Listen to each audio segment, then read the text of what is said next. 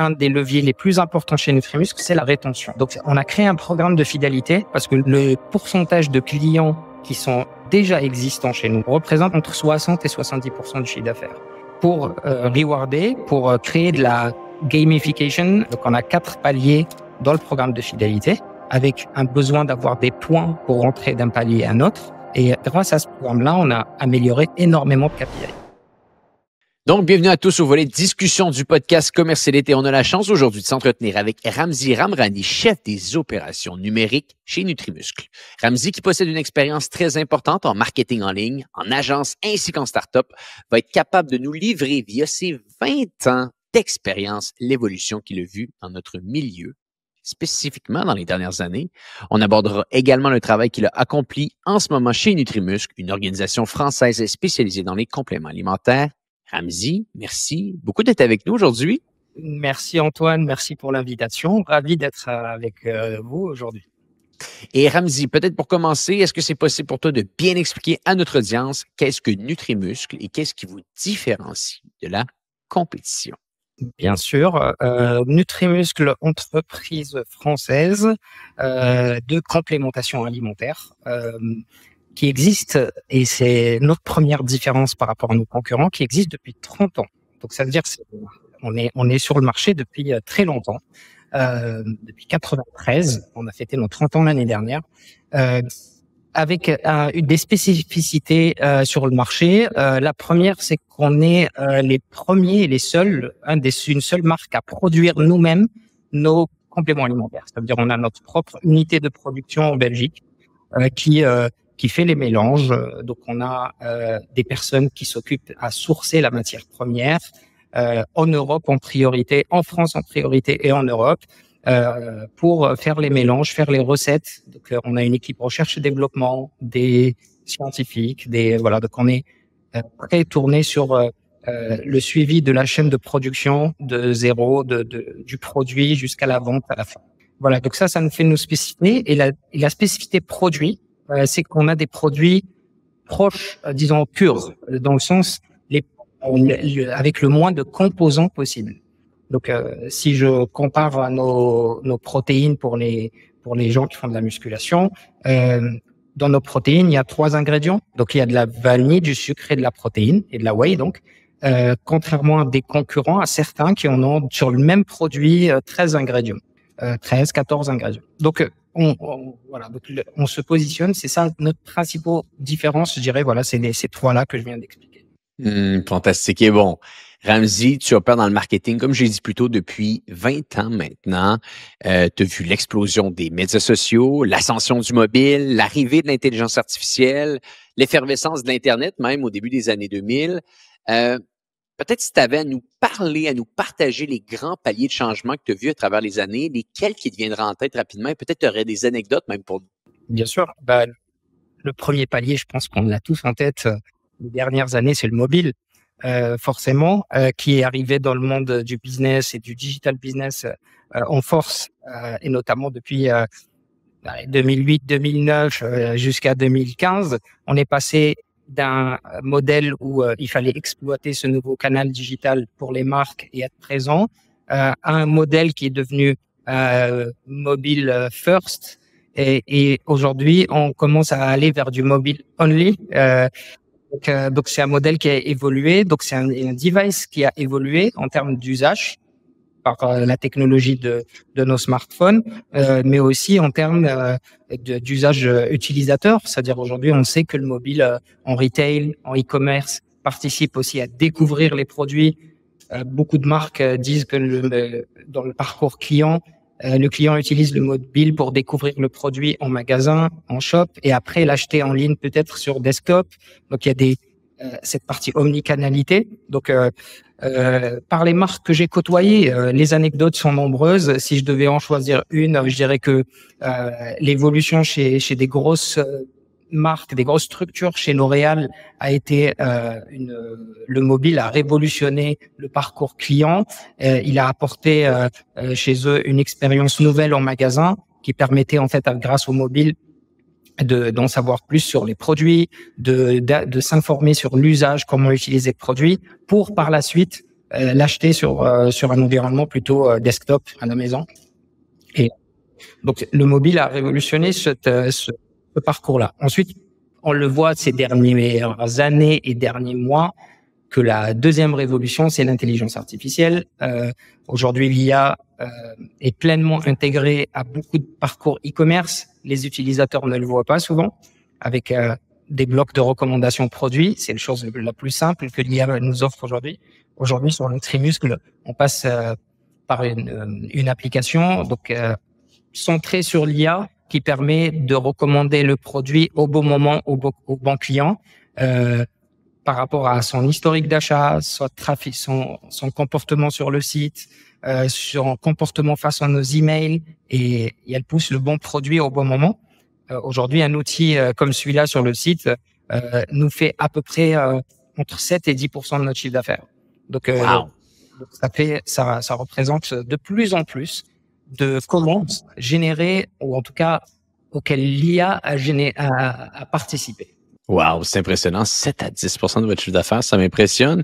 Peut-être je continue un peu ici sur un autre point qui, avec ta carrière, je trouve assez fascinant, c'est le fait que tu as beaucoup travaillé dans des environnements qui sont assez différents. Donc là, au moment où on se parle, tu es chez l'annonceur dans une entreprise de compléments alimentaires. Tu as également beaucoup travaillé en agence.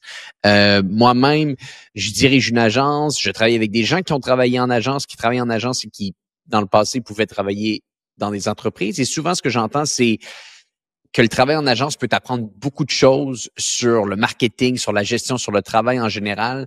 Dans ce que tu vois, dans ce que tu mets au quotidien dans ton travail, à quel point ce travail que tu as pu faire dans autant d'agences t'a permis d'être encore plus performant? Quelle expérience que tu es allé chercher ici? Oui, donc je pense que si je n'étais pas passé par autant d'agences ou de postes, j'aurais pas ce poste aujourd'hui. C'est clair et simple. L'agence m'a permis plein de choses. L'agence a effectivement, en fait, moi je viens de j'ai en diplôme, en background de formation, je suis ingénieur en système d'information. Donc ça veut dire que je suis arrivé dans le marketing digital par un axe plutôt IT technique sur la data et sur ces sujets-là. Je suis rentré dans des agences qui avaient envie à ce moment-là de construire une activité data driven, data oriented. Donc on a utilisé cette data-là pour commencer à construire les premières décisions pour des clients e-commerçants. Donc moi, en agence, j'aidais le plus souvent les e-commerçants à comprendre leurs données pour mettre en place les meilleures actions marketing, digital marketing, que ça soit e-commerce, médias ou autre. L'agence m'a permis, de côtoyer énormément de secteurs différents, donc forcément des problèmes différents. Donc, j'ai travaillé pour des secteurs de l'énergie, de la cosmétique, du luxe. J'ai travaillé pour des marques, des grandes maisons françaises de luxe que j'ai aidé par exemple à ouvrir de nouveaux marchés, notamment les marchés asiatiques, pour Cartier, Dior, Sephora pour la France, mais Van Cleef & Arpels aussi. Les groupes, des groupes comme ça, le groupe Richemont aussi. Et d'un autre côté, j'ai aidé des e-commerçants plutôt de taille moyenne à se développer. Donc, on côtoie en agence énormément de problématiques différentes. Donc, médias, acquisition, conversion, pension, IT, technique, et forcément, ça nous enrichit. Ça m'a permis aujourd'hui, arrivé chez NutriMuscle, d'avoir une vision et une expertise plutôt globale sur tout le parcours et tous les métiers digitales. Donc, sans l'agence, je pense que j'aurais jamais eu ça, parce que en étant chez l'annonceur, on est souvent, pas tout le temps, mais quand on est junior, quand on débute, on est souvent cantonné à un secteur, à quelque chose, à un prix très limité. Intéressant. Et bon, là, tu m'as parlé beaucoup de portraits numériques. Parlons du portrait numérique qu'il y avait chez NutriMuscle avant ton arrivée. Donc, tu es en charge des opérations numériques, tu es en charge du marketing numérique. Quand tu arrives dans l'entreprise, à quoi tout ça ressemble? Ça fait 2 ans maintenant à peu près que tu es dans l'organisation. Est-ce que l'entreprise était déjà sophistiquée? Est-ce qu'il y avait beaucoup de travail à faire? Est-ce que tu avais simplement peut-être à intégrer de l'accélération dans tout ce qui se faisait? Je serais curieux de t'entendre ici.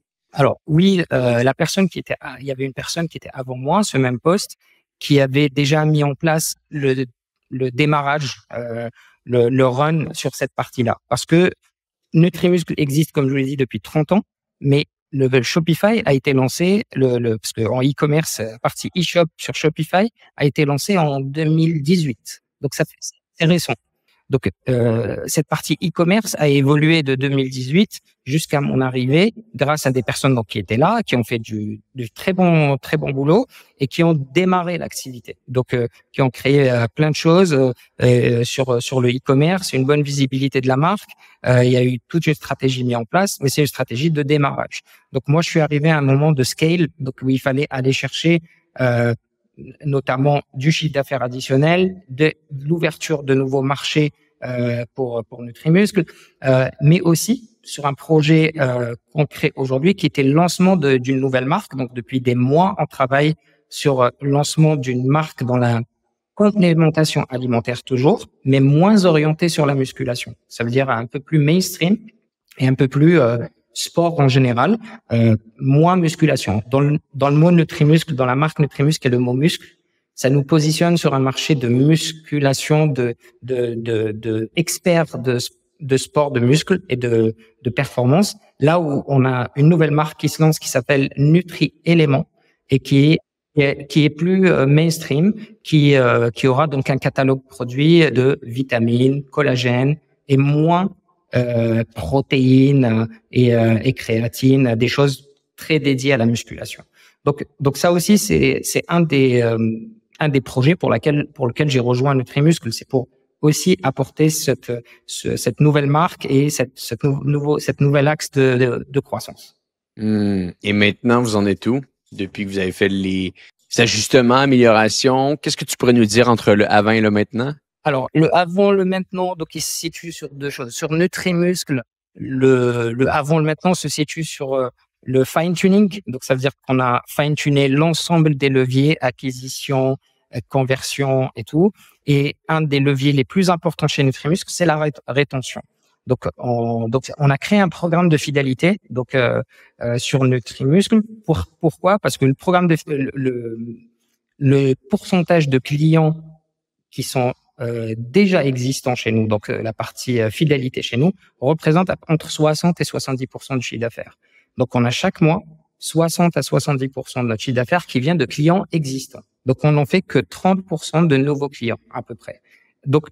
Donc forcément, on a envie de récompenser ces clients-là, de leur dire merci de revenir chaque mois, merci de réacheter chez nous. Ce programme de fidélité, il a été construit pour ça. Donc, pour rewarder, pour créer de la gamification, donc de donner des mécaniques de retour client chez nous, de permettre à nos clients de bénéficier davantage. Donc, on a créé 4 paliers. Donc, le premier palier, c'est initier, et après, c'est acharné, déterminé, légende. Donc, on a 4 paliers dans le programme de fidélité, avec à chaque fois un besoin d'avoir des points pour rentrer d'un palier à un autre. Et ça crée une gamification. Et grâce à ce programme-là, on a amélioré énormément de KPI. Décortiquons le tout ensemble. Décortiquons le tout. Donc, il y a quatre piliers, on pourrait dire ça comme ça, 4 paliers à l'intérieur de votre programme de fidélité. J'imagine que pour passer d'un palier à l'autre, on doit consommer davantage. J'imagine que c'est ce qui se déroule un petit peu. Peux-tu nous décortiquer comment qu'on fait pour s'assurer qu'il y ait de l'activation ici? Parce que c'est de ça qu'on parle. Si on a 60% de nos revenus qui proviennent de clients existants, j'imagine qu'au-delà d'avoir un bon produit, et ça, je n'en doute pas, vous avez du marketing d'activation qui est bien ficelé ici. J'imagine des séquences email qui sont envoyées au bon moment, qui sont automatisées de la bonne façon, peut-être des campagnes SMS. Décortique-nous un peu le portrait du marketing de rétention, d'activation ici. Yes. Donc, le premier élément de ce portrait-là, disons que c'est convaincre nos clients, nouveaux ou anciens, de rejoindre ce programme-là. Donc, ça veut dire il faut qu'on leur dise qu'il y a un programme qui existe. Nous, on l'a appelé NM Club, donc NutriMuscle Club.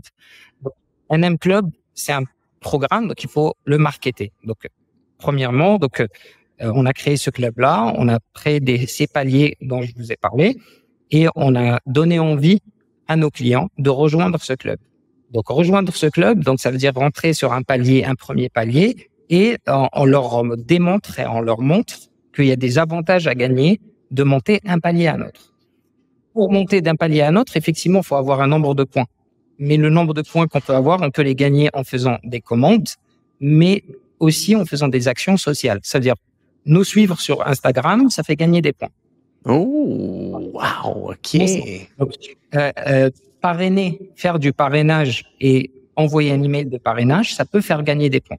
Donc, il n'y a pas que l'aspect mercantile et l'aspect commercial qui fait gagner des points, mais c'est un système complet d'engagement client. Plus le client il est engagé avec la marque, plus il gagne des points. Donc ça, c'est la première mécanique qu'on essaie c'est-à-dire la première action qu'on doit faire avec le client, c'est de leur expliquer ça. C'est pas tout le temps évident parce que nous, on a envie de gamifier le programme et donc le complexifier un peu. Et plus on complexifie, plus ça devient difficile aux clients nouveaux de rentrer dans le programme parce qu'ils le perçoivent compliqué. Donc, il y a un équilibre à trouver entre créer quelque chose qui ressemblerait à ce qu'on voit dans les jeux vidéo, plein de paliers, plein de badges, des rewards, des gifts. Plus il est compliqué, nous, marketeurs, on est contents et on se dit c'est bien, mais le client, il peut le percevoir comme complexe. Donc, il y a un équilibre à trouver. Et après, effectivement, il y a toute la partie gamification du programme lui-même avec les systèmes de points. On essaye aujourd'hui, grâce aux points, de permettre aux clients plusieurs choses. C'est-à-dire, il peut transformer ses points, bien sûr, en réduction sur ses prochaines commandes, mais aussi, il peut prendre des produits gratuitement. C'est-à-dire, avec 300 points, il peut prendre, par exemple, une boîte d'oméga 3 qui lui coûte 0 € dans sa commande. Et avec ces points, il peut aussi acheter autre chose. Il peut acheter un ticket pour un événement qu'on fait, par exemple. Il peut prendre pour 400 points, on crée un événement dans les bureaux en invitant une star du sport qui vient faire un talk chez nous et qui va être disponible pour nos clients. Nos clients qui ont des points, ils peuvent acheter des places pour venir assister à nos événements. Et ainsi de suite. Ils peuvent acheter des places pour aller à l'usine et découvrir le process de fabrication de nos produits. Donc, et ainsi de suite. Donc, on leur offre la possibilité d'aller chercher des expériences différentes grâce à leurs points. Donc ça, c'est la première. Et la deuxième mécanique, c'est ce que tu disais tout à l'heure, c'est par rapport au flow, aux emails. Donc, pour chaque palier, il y a beaucoup de data, mais je peux pas décortiquer le tout, mais si je choisis, on a aujourd'hui à peu près une 50aine de flows différents et d'automation différentes. Donc, celles qui marchent le mieux, que tout le monde connaît, c'est les paniers abandonnés. Donc, ça veut dire que quelqu'un qui a abandonné un panier, on le relance. Nous, on essaye de faire un peu plus. Ça veut dire que s'il est dans le programme de fidélité, non seulement on lui relance par rapport à son panier, mais en plus, on lui rappelle le nombre de points qu'il a. On lui dit, n'oublie pas que tu peux ajouter tel produit dans ton panier que tu as abandonné. Tu peux ajouter un produit gratuit et ainsi de suite. Donc, on lui donne plus envie, grâce au programme de fidélité, de réactiver son panier. On lui donne pas juste, on lui dit pas juste, voilà, t'as un panier abandonné, voici ton panier et réactive-le. On essaie d'aller un peu plus loin. On a aussi des flow automation sur le refill, la recommande. Donc, quelqu'un qui achète un produit oméga 3 comme celui-là et qui dure, je sais pas, 30 jours, par exemple, nous, au 28e jour, on commence déjà à penser que le client n'a plus de produits et il a un flow automation qui va lui proposer de réacheter le même produit. Et ça aussi, on le combine avec le programme de fidélité pour en même temps lui parler de ses points et de ses avantages. Donc, le programme de fidélité nous aide à avoir des taux de retour, de conversion, de rétention et de fréquence d'achat beaucoup plus élevés. Voilà. Je pense que sur un client qui reçoit un flow automation chez nous, sans parler des points, il va racheter à peu près chaque 80 jours.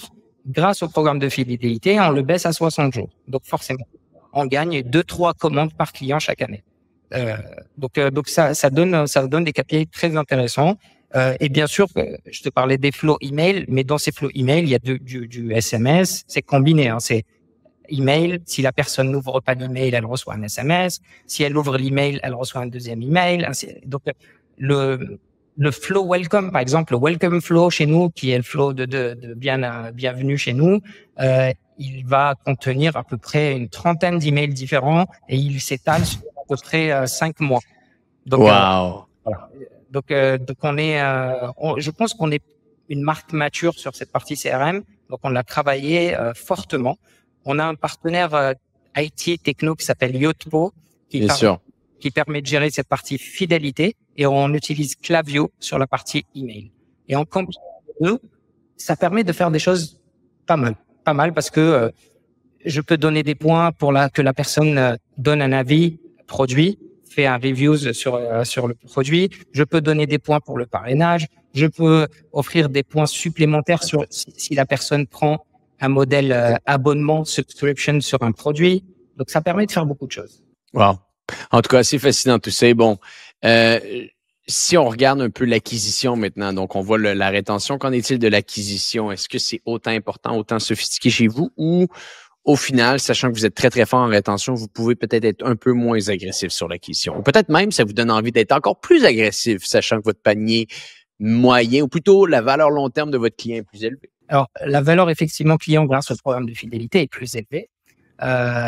Sur des clients du légende, je peux te dire que la valeur, elle est au-delà de 2 000 € par mois. Par mois? Non, par an. Par an, OK. Je me suis dit, les gens consomment beaucoup de compléments ici. C'est beaucoup quand même. 2 000 € par an sur de la CNTV client. Donc, sur la partie acquisition, effectivement, ça représente dans notre part chiffre d'affaires moins que sur cette partie rétention.